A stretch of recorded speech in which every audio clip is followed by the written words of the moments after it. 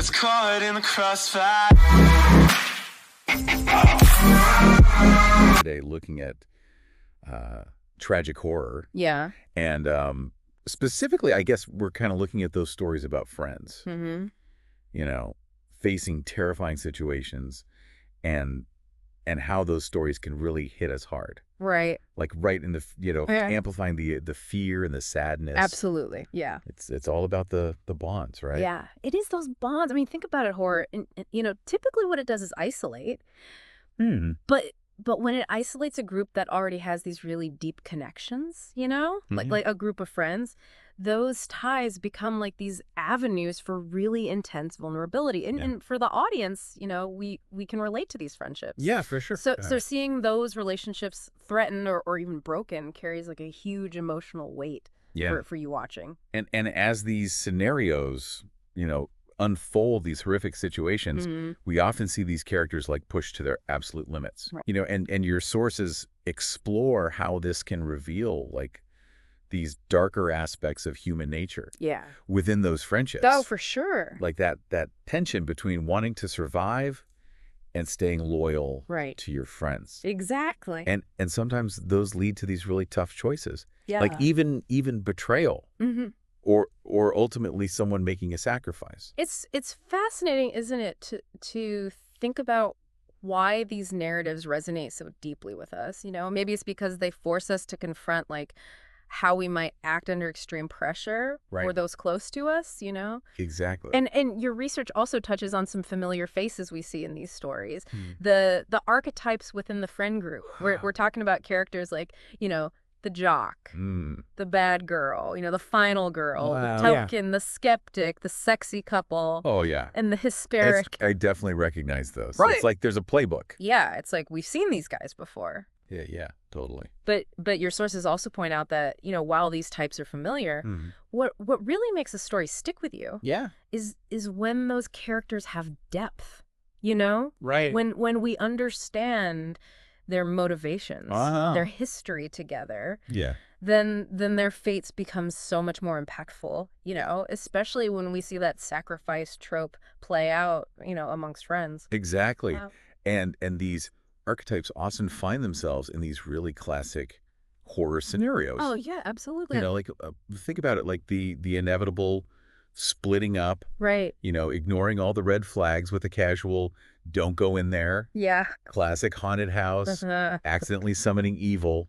Happens all the time. Or even just a really unfortunate, clumsy escape. Oh, yeah. Those get you every time. Okay, so let's unpack something that your research really emphasizes. Okay. Which is that initial period of happiness and camaraderie within the friend group.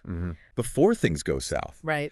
Yeah, it's that contrast, isn't it? Yeah, it's huge. Like seeing those good times vanish. Yeah. That innocence lost. Yep. That really sharpens the tragedy. Precisely.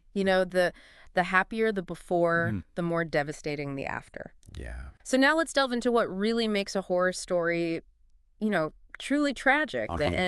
And your material points to elements like betrayal, sacrifice, and the sense of unavoidable fate. Betrayal within a tight-knit group. Yeah.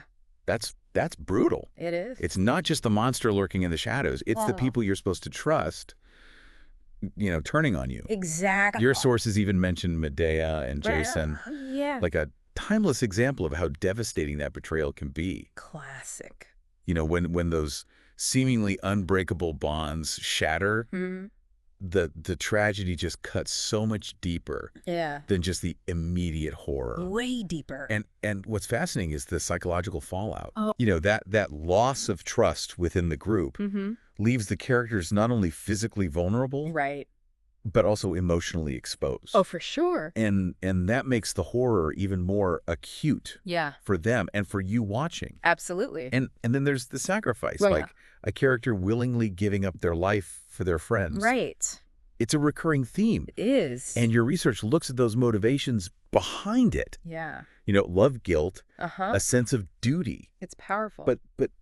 But even when it's a heroic act, it leaves those survivors grappling with immense grief, that weight of survivors' guilt. Right. And sometimes even heartbreakingly, the ultimate sacrifice isn't enough to avert disaster. It's not always a happy ending. No. And that potential futility, really amplifies the tragic element. It speaks volumes about the depth of their connection, the willingness to lay down your life for your friends. But the possibility that it might all be in vain just adds another layer of sorrow. Finally, this idea of unavoidable fate.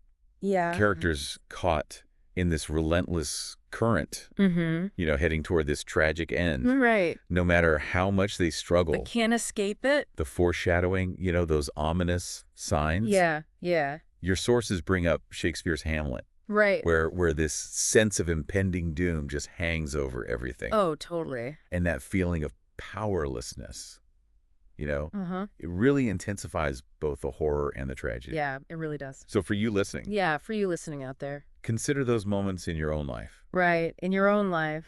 Or in the stories you've encountered, where the strength of friendships was truly tested. Yeah. By hardship. By some kind of hardship or difficulty. What choices were made? Right. What choices did you make? What choices did they make? And what were those long-term consequences? The consequences, yeah. How does that potential for both immense love and profound betrayal within our closest relationship, within those really close relationships, contribute to the unique power of tragic horror? It's a compelling thought. It really is. Yeah. Thanks for joining us for this deep dive. Absolutely. It was a pleasure. We'll see you next time. See you then.